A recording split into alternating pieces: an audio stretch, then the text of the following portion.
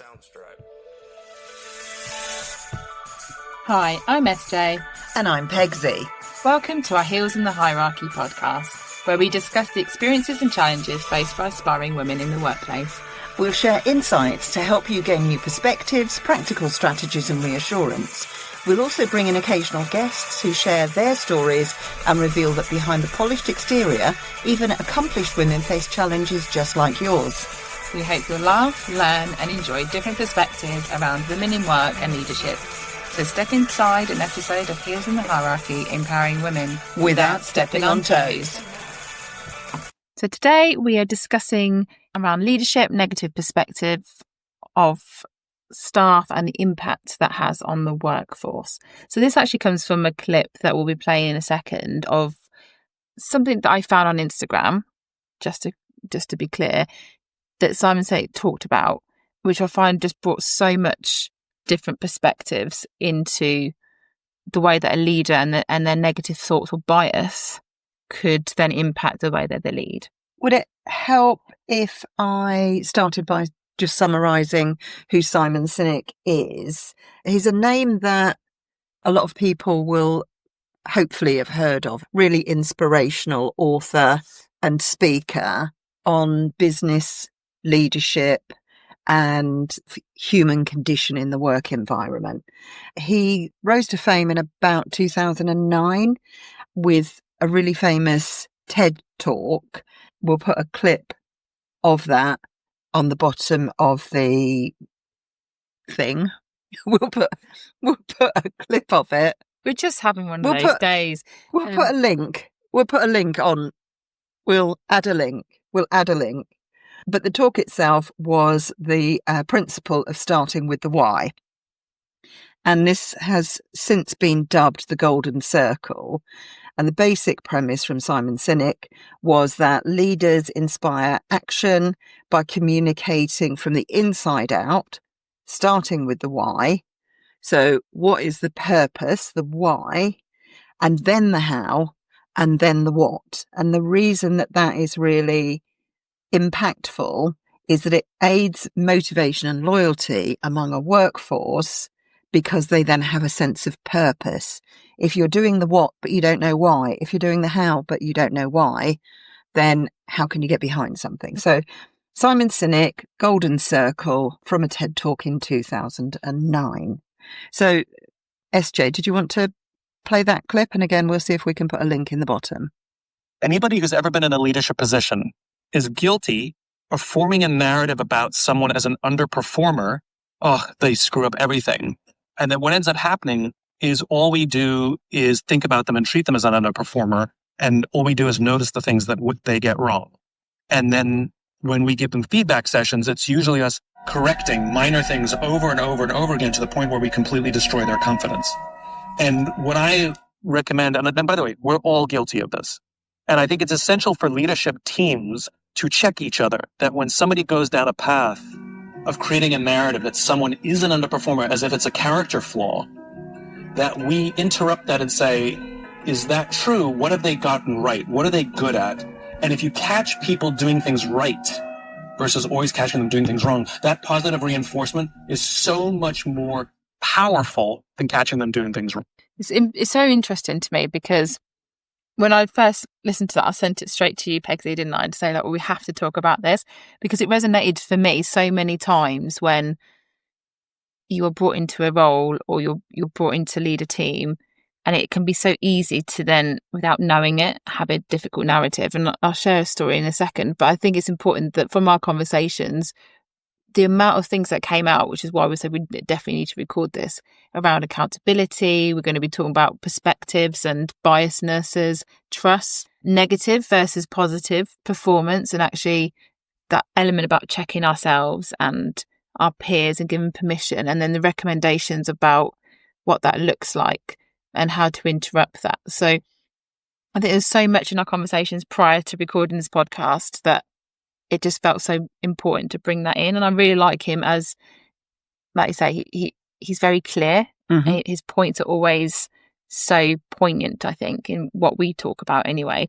I remember a story that one of the employees I worked for, instantly the first day I remember the manager saying, like, let me just go through all your staff, and so, oh, they'll be difficult. And so, oh, they're always so detailed. Like, oh, they're always you're gonna have a lot of time on that. And this just brought that story up of going, I wonder what that motivation was. That actually, was that his experience? Was that his perspective? Or was that a bias? Because that then automatically puts your perspective in like, you don't have a clear perspective because you've already got somebody else's narrative and voice on it. And I think that's when really they're going, yeah, actually, I wonder how many times that happens, that before you meet somebody, there's already a comment or there's already a narrative about that person. I really like that bit about the narrative. So yeah, it just made me wonder, going, oh, I wonder how often, is that a good thing? Is that a bad thing? But it's the kind of conversation starter about, welcome to the team, this is what you need to know. But actually, is it something that we consciously need to think about? Has that kind of come up a lot with yourself? Or it has. I think when you're being shared that information, either from your own manager as a new starter or from the previous incumbent as part of the handover, even if they say, I'm going to let you form your own opinions, invariably the person gives you their opinion. I think they want it to be helpful, to help you to succeed in your new role. But as you say, that then creates a bias about how they see somebody, which almost you can't then unhear. And that's the problem. And what I like particularly in the clip, which is not even 2 minutes long, is that there is a narrative that is being created in somebody being an underperformer, for example. And it's really hard to then unhear that narrative, even if as an individual, you've got the skills to form your own opinion. What you're almost doing is you're going in preconditioned. Yeah. And it's often human nature to want affirmation, to want confirmation of a particular opinion. So somebody's given you their opinion, and it's then really hard to not have that same opinion. Plus, the people who share their thoughts about this underperformer, for example, are potentially your line manager, who you want to have a good relationship with, or somebody who you're taking over from. So there's an affinity because you briefly sharing the same role. So there is a difference really between someone's experience of somebody versus the whole fact of their performance. Perception. Because actually there's the personality versus what they think of them as a human versus their ability to do the job, isn't it? And that's where that was, that perspective of someone's role and that narrative of someone being an underperformer, as if that's, I really liked it as if it's a character flaw, because actually character and work is completely different. What the output is not the same as the individual, is it? And I think that can do a lot of damage sometimes. And I think you're right. There is a bias that I don't think I've ever challenged it in my experience, because it comes from a senior person. When they've said that, I think I've just taken it back and go, great, I'll just park it. But I think there is an issue with that, in the sense of, then if someone has actually pointed out something, it's like the yellow car syndrome thing, all you can see is yellow cards if someone said, bought a yellow car. And actually that wiring of your brain is automatically looking for those flaws or that element of the comment that person have said. And because it's your peer or your superior, you're more likely to hear it than somebody else, that's done that. So I think we got so careful, and I really like the fact about checking ourselves, but there is that perspective versus biased element to it. I agree. I think there's a real risk in that. And one of the other challenges is that it potentially continues to tar that person with the brush. So if the outgoing person has actually had a bias, that bias is being perpetuated from the new person.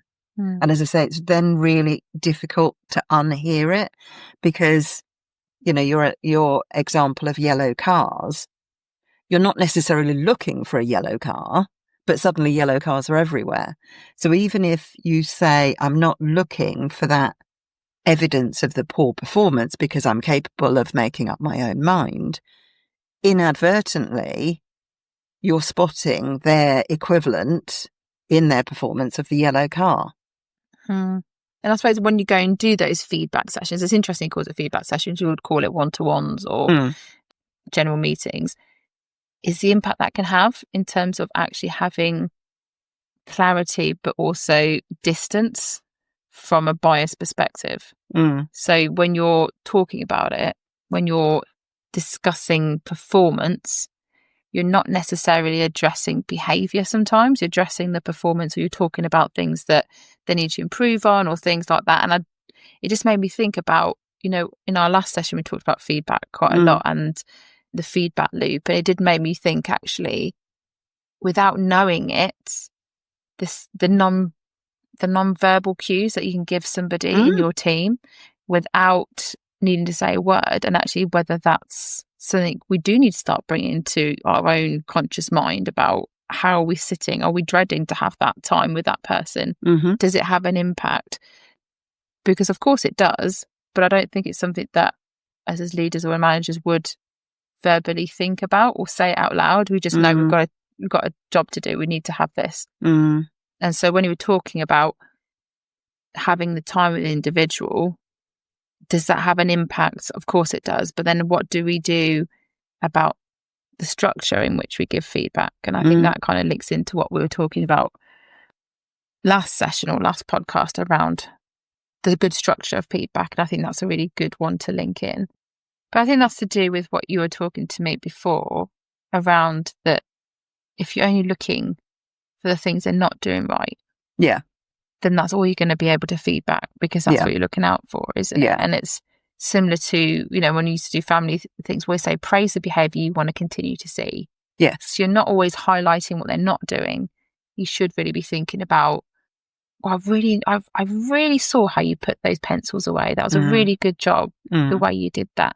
That reaffirms that you're not pointing out 2 seconds when they tripped it all over and, whatever they did before that. You're praising the element that you've noticed that they probably wouldn't have got praise for, because you're pointing out, wishing them to do it. So negatively impact trust as well, because when we're in those feedback sessions, we are sending off signals, as you say, with your body language, with the way that you speak to and interact with people, even if it's how engaged you are when you're making your notes, how much eye contact you give to somebody. Because if they've been put in that box of an underperformer, subconsciously you might wonder whether or not they're worth you investing your time in, because there is the likelihood that it's going to fall on you to exit them from the organisation, for example.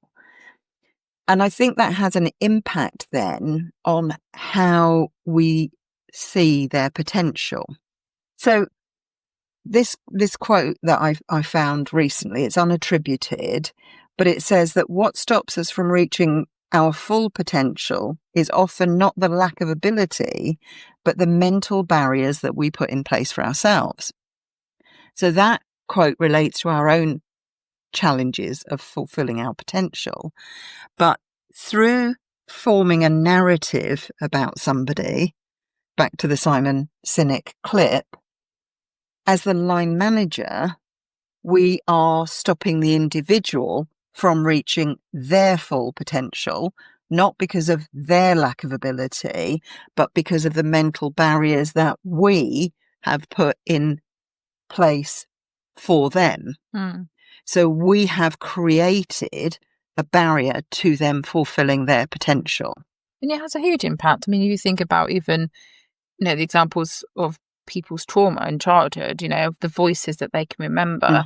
It's not necessarily what people don't say, or what people say is people what they don't say, or vice versa. You've got people say you're not good enough. That's the voice that they all hear, and then they internalize that, and then they're just looking for people to, it doesn't matter how great the actual ability is, they'll they'll just hear what they're used to, and that reinforces that belief, and that becomes their core belief about being not good enough. I'm never going to achieve.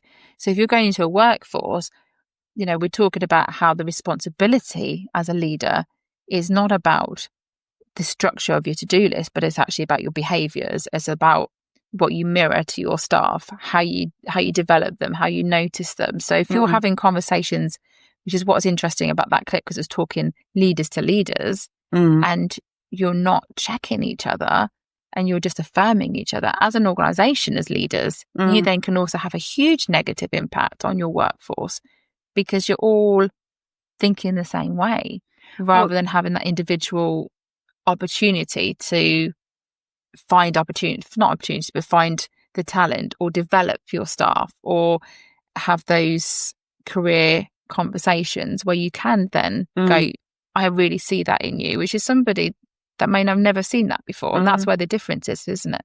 And in a way that sort of links to imposter syndrome, which I know is talked about a lot, but should be talked about a lot. The stats say 54% of women are currently experiencing, as in today, experiencing imposter syndrome. Now, the exact people may change tomorrow, but it's still about 54% of women at any given time have a sense of imposter syndrome. And that is described as being the persistent inability to believe that one's success is deserved or has been legitimately achieved as a result of one's own efforts or skills. And when I was watching the clip, that concept of imposter syndrome just came to the top of my mind.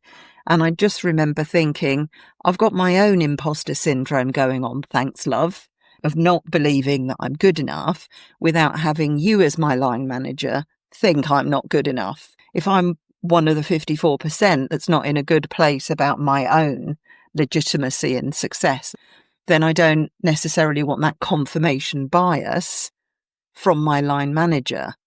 And that goes back to what I was saying before. If you look for the negative, you'll find it. And I suppose it's that element of you're not going to be able to trust or be able to develop you're not going to have that respect if you're in that loop of yourself of going, all I'm hearing from you is what I'm not doing. Yeah. And obviously having that element of feeling already not good enough, or feeling that you're having to demonstrate what you need somebody in a leader is not always pointing that, because I think all of us already know what we're not doing. Yeah. We all know what our faults are and our flaws. But like you say, you don't need a mirror to be showing that, actually, because that's shaming. What you actually need as a leader is to go, I really noticed how much of effort you're putting in there. How can I coach you or support you to thrive in that area, whilst actually you're doing an amazing job? I'd love to see keep doing that. And that's a difference. Again, it's about changing the narrative, changing the way that we describe and think about our language as leaders. But you talked about trust as well. And I do think it has a massive impact on your team's morale generally. 100%. We talk about not having any bias or perspective, but actually if you're already going in there and that is what their experience is around, you're pointing out their faults, that's all that you're kind of focusing, both of you are not motivated for a good conversation, and therefore there's no real trust, because you already know, like, well, you're not trusting me to do my job, you're not allowing me to develop strengths, you're just looking at my weaknesses, which reminds me of that Strength Finders book that talks about your top strengths and how you utilize that with your team. And I did that once with team members, and it was so fascinating because it brought so much understanding between each other about what's your top 5 strengths, what's your top 5 strengths. Oh, that's how they work together. I understand you now. Yeah. And that makes a big difference if you understand where you're coming from, that actually if you are understanding yourself as a leader and you do those things like checking yourself or thinking about it, then you're less likely to bring that into the room, which then is probably going to be more likely that whoever you're speaking to will twist your perspective because it won't be biased. And I think we had a conversation goes back to a little bit around my thinking around whether leaders have coaching or whether they have supervision. We talked about supervision in another podcast, but what's your experience of it? Because I do feel that potentially the higher the ladder you go. If you're a clinician, it's a given. If you're a manager, you probably have more coaching. But if you're a senior manager and you're working with your peers, what's that experience like to be able to go, I'm curious about that behavior versus what your to-do list and what you're doing in terms of that? I think that's a really interesting question. My thought is that the more senior people become, the less of a team role they play among their peer group. And I've actually sort of seen this in action at senior, very senior, executive, C-suite type level. There are a lot of people who see themselves as high achievers, and that their own success is then integrated in their DNA. The more junior one is, the less confident one is, back to, am I reaching my potential? Back to imposter syndrome. And so we have our own checks and balances, and we have a good relationship with our peer group, and we ask them how we're doing. But as we go through the hierarchy, we don't want to appear weaker with our peer group. So we don't ask them. We don't ask for feedback. We don't ask necessarily for critical feedback, because I don't need to be criticised anymore. I'm already a senior executive. And I notice that play out in coaching scenarios where when I'm talking to a coachee, how they see a situation is often less self-reflective, and particularly around performance. So it goes back to a narrative being formed about somebody as an underperformer, because we'll have a coaching session about how they screwed up and how we can help them to not screw up, rather than, I wonder if I'm actually right in seeing them as an underperformer. So there's less of that checking on thought and behavior, but more about the action and the task to justify the bias that they potentially have. And we know that that has negative impacts on the organisation, in the performance and productivity. It increases absenteeism, increases burnout, increases staff turnover potentially, if the echo chamber is there in the organisation. Because if, in terms of holding up the mirror, if the senior peer group are not holding the mirror up to somebody else as well as to themselves, and checking by saying, well, is that really the case? Not always advocating for somebody who might be a poor performer, or not recognising poor performance for itself. But I think what Simon Sinek was talking about is presuming poor performance. and based on other people's narrative, yes, rather than whether is it factual, or is that my opinion, or is that a bias? And so are you forming an objective opinion about somebody's performance, or are you forming a bias, and is that justified? So if you're correcting minor things over and over again, as Simon Sinek says in that clip, you'll always find minor things for them to correct. Again, your comment about the yellow cars. Whereas if you're looking for the skill that you want to praise and to see more of, you're more likely to see that. But do you think there's a massive gap from my experience? We've talked about as clinicians, you're always encouraged. You've got to have therapy. You've got to be able to do supervision. You're constantly being accountable to somebody else, right? You're always being accountable to your body or your ethical guidelines. You've got a framework. And I'm not saying that there isn't that in the corporate world, or if there isn't that in work life, but there tends to be a less so around, you've got coaching. But I'm curious to think about, how do you even encourage your peers at a senior level or in a management perspective to check you in. Because I think, people then have like-minded colleagues, and you have people that you probably will have regular meetings because you're on the same seniority or same banding or whatever. But I'm curious to think about whether there is that space or encouragement for spaces around, shall we give each other permission to actually, we have buddy systems, but actually that's about other things. And I wonder whether that's the recommendations to take away, is encouraging your peers to go, I want to have those check-ins. If I'm bringing something to you to think about, then actually is it worth giving you permission to check me? And that doesn't mean challenge my thinking. It just means about being curious about what's your motivation behind that thinking. So is that factual? Is that what the evidence is showing in terms of that person not being able to reach targets or deadlines, and that's something that you can work on? Or is it around your perspective of that individual, and that becomes a personality and a behavior, which is something that I think he's talking there about, checking in and stopping that continuing. And sometimes I think our behaviors, we're not actually self-aware.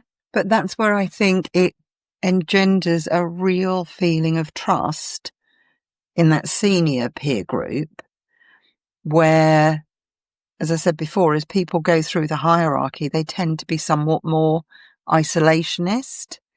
Whereas actually, if you can create in that senior leadership team enough trust for somebody to say, I'm just curious about, and holding the mirror up to ourselves, but also having other people help us to check our own blind spot. It's being curious about the language that we use about individuals. They never. And that language can be very damning. It's about ungrowing someone's potential. But I would also say, around adding to that, is around the eye rolling that happens when somebody's talking about the team. Like, I've been in a team like, you're not talking about one person, talking about the whole team. It's a perception of what that area is about or what they're like. True. And just the body language that is. But also, I think it's an acceptance of behaviour that hasn't been challenged. And I do think that has a negative impact on the team without you even having your feedback sessions, because I think the sense is that everyone picks up on cues. Everyone senses that whether they have respect for their senior or not, because that's the way that they've been experiencing the external factors in their workplace. It isn't about just their roles. You can feel it. You can tangibly walk into a room and see whether people feel psychologically safe or not. The same is to be said if it's negative. People don't stay. The turnover's fast. Absolutely. You're not going to have that. But it also, for the individual, like you were saying earlier, of course it's going to impact the way that they perform, because actually how they see themselves is often through the eyes of either their peers or the perception of how they think they're being perceived. And if you've got an environment where it's what your faults are being pointed out at, or it's always about being micromanaged to the very detail, you've got no opportunity to thrive. You're being suffocated. And that also is just going to squash you as an individual. And you're less likely to speak up. You're less likely to go, I want to actually challenge you on that. I don't think that's right. Because actually, when we talk about this specific scenario, we're talking about leaders having a perception as your peer, which is harder to challenge, I think, sometimes, because they're in a senior position that you automatically have trust for. Because I think we were talking about it beforehand, wasn't it? Is that you come to the world automatically having trust until someone proves you otherwise. Yeah. But imagine the damage that could have on an employee if they've been criticised to the point of having no confidence and then going into another job. And then how that ripple effect is. I mean, that has a massive responsibility to go, if we can't check ourselves, we are damaging someone psychologically, but also just in the way that they interact with others and the way that they see the world then. If we give our senior colleagues permission to check us, to question, to be curious, then that for me is the bit that elevates an individual from being in a management role to being in a true leadership role. I feel that there are a lot of people in senior roles who believe they are good leaders because of their seniority, but not because of how they have that curiosity, how they have that authenticity, how, as a skill, their leadership capability is never finished. Yeah. So it's really about how they show up. It doesn't really matter what you say. Sometimes it's very much the everything around it, isn't it? So in terms of accountability and how you do that, some of the things I would always say is, we've talked about checking your body, about when it's dysregulated, but also around not always just relying on other peers, starting with yourself. So having that going, oh, I've said that a few times, and then having that little, oh, is that fact or is that my opinion? But where did that opinion come from? So is that something that someone said? And then actually when it comes to thinking about when you're with other people, how do we have permission and how do we feel about when other people may correct us? So be able to actually say, this is what I'd like from you, being very clear what you want from your peers, for example. So if I was saying, oh, Pegsy, I was just going on and on. If I say something like I'm just waffling, you need to give me a nod and go, we need to talk about that. Actually, is this something, checking in, but being clear of what that check-in would look like. Because otherwise, I think there's a danger of your peers having a bit too much autonomy to then say it in a way that isn't actually encouraging. Constructive. And constructive. And you also need trust in your own peers. So if you're in an organisation, you're so isolated in your roles. And I absolutely believe sometimes, leadership is a lonely job. Absolutely. So therefore, you need to create an environment where it is trusting, but also you have that conversation. A bit like when I do contracting with a client, if you saw me outside, what would you like me to say? If this scenario happened, how would you like it to roll out? How do I feel about that? Would I be comfortable? If you don't have those conversations, that actually, by saying, I want you to check me, that doesn't give anybody understanding what that looks like. So I think that's really important. But your point as well, that it's not about abdicating responsibility within your peer group to have your colleagues check you.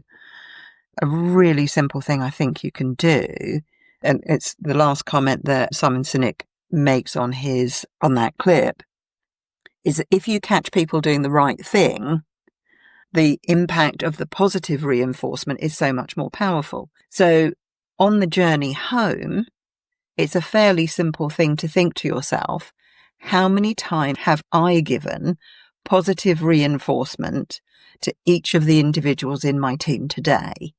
And then that puts a responsibility on oneself to look for positive reinforcement in every single member of their team, rather than forming that narrative.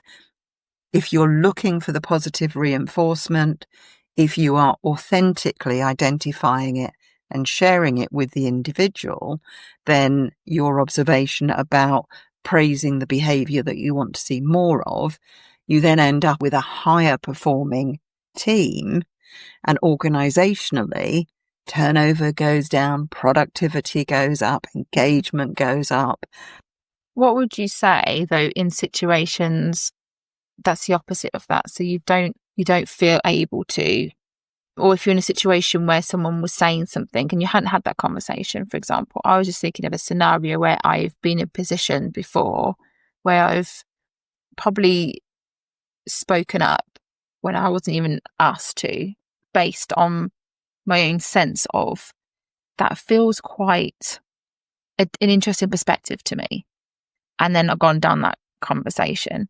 It was a difficult conversation, so I did have a difficult conversation. But the outcome of that was, I think we need to be careful when we're discussing staff members to think about performance as a whole team, especially in a wider team. So you've got peers, for example, you're talking about peers and checking each other, and I totally agree. But when you're in a leadership or senior meeting and that goes unchecked, there is a responsibility as individuals about the accountability to check in. And I think, that also takes boldness, and that takes courage, and that takes practice, right? So when I've said that, I've had instances going, oh, you can feel people feeling very uncomfortable, but I'm okay with that because I have to have lots of different conversations. And I don't take that as a personal attack. But for those who may feel, oh, how would I do that? Is there anything that you would say, actually, maybe you need to practice somebody else, like role play having those conversations? Or is there other recommendations that you would have from putting your experience in that workplace? I think it goes back to the why. And that's, why am I doing the role I'm doing in this organisation? What is my personal why? What is my personal driver? And how can I get the best out of everyone by being true and authentic to the why? And I mention that because of your observation about it taking courage to sometimes challenge other people. And if you think about a blind spot, for example, and all of us have it, and some of that blind spot can impact our perspective of somebody's capabilities, for example. So, in fact, if we reframe it as not necessarily having to be fearful of having the courage to point out something or to be curious about something, it's actually really authentic to say to somebody, this is your blind spot, and to help them to improve. Because if it's a blind spot that nobody ever tells you, it's always going to be your blind spot. So the courage is in sharing that information with somebody else to help them be a better leader of people, to help them be more successful in their role, to help the organisation to be better, and to help them to really grow their own why, because by its very nature, the blind spot is the unknown. It made me think, actually, when you're talking of that, actually, if you're new to that experience, that a way that you could start doing that then is, if you're with a colleague or seniors, they're used to the word feedback, right? In every organisation, they have feedback, and it's there. Is it okay? Can I just give you some feedback or something I've observed? Because it's less of a judgment, but it's your observation, and it's a perspective viewpoint, isn't it? And so there she goes, I've noticed that, or I'm observing that when we're exploring this theme keeps coming up.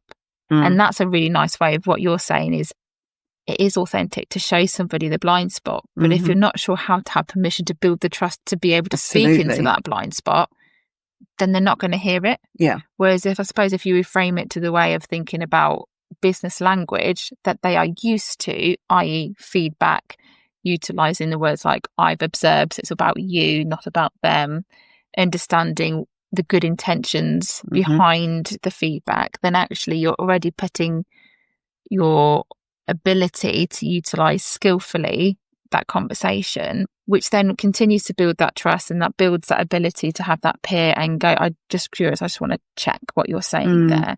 Because I think just starting off is difficult, but that's a good way of doing it. And I really like the way that it is true. We don't know what we don't know. And we all have biases. We all do it.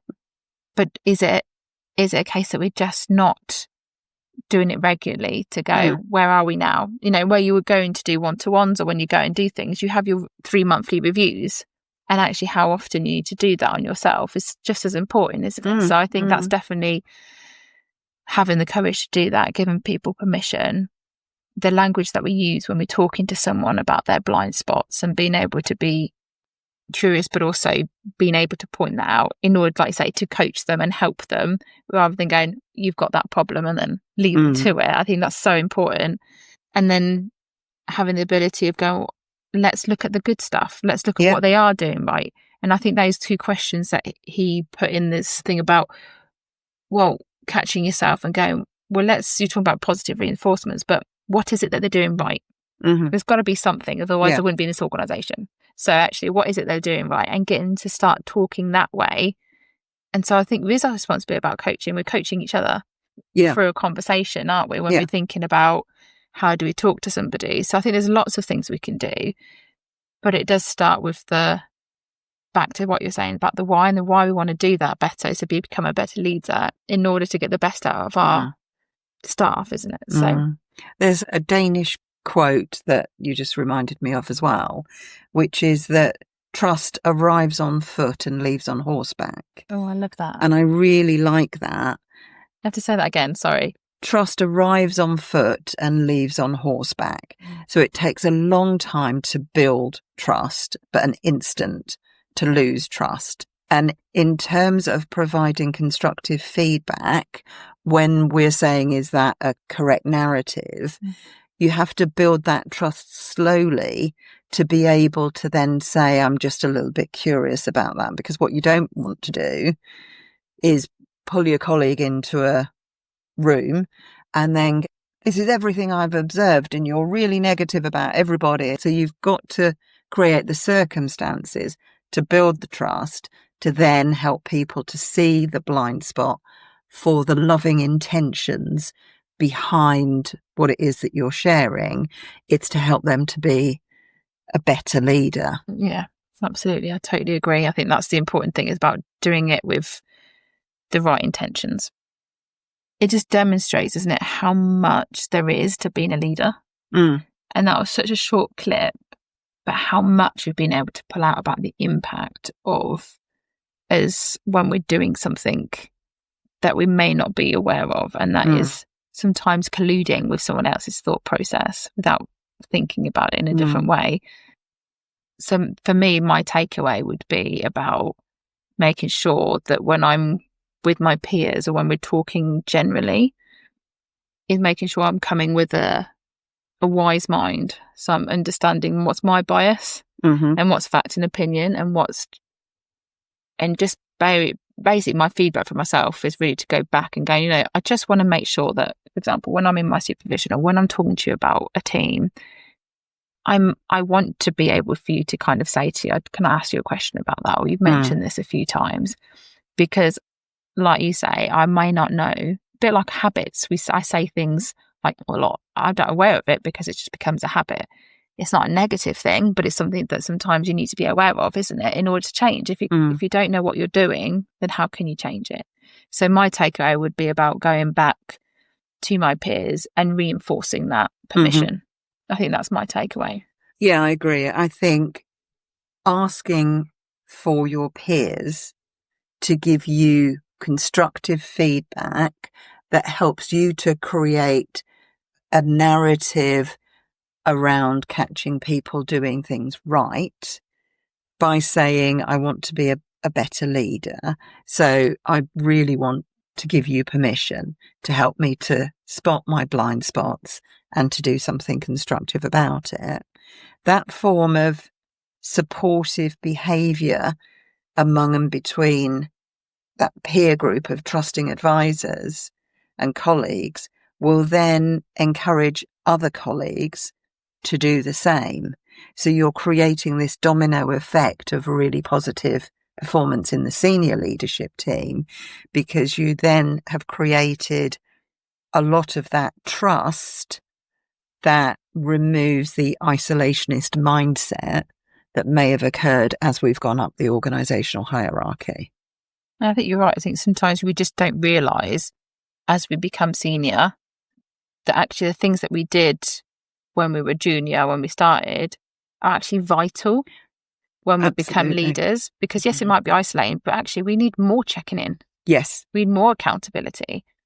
And surveys and staff feedback is only going to take you so far, because you only listen to so much, because you don't see it as yourself. What you need is people that you can build trust in that will be honest without the fear of reprimand or things like that. So I think that is something that is so important to think about when you're going into leadership, and actually being aware of what else you may need that isn't about the job. It's about your behaviours. And like I always think, everyone should have a therapist, everyone should become self-aware. So the more we're self-aware, the more that we can improve. So I think that's why it resonated with my career journey of going, oh my word, how often does this happen? And we don't challenge it. So brilliant. Soundstripe. Thank you for listening to today's episode. If you've enjoyed, please download the podcast on any of your platforms that you listen on. Share, like and follow so others can enjoy. Until next time, keep your heels high and your standards higher.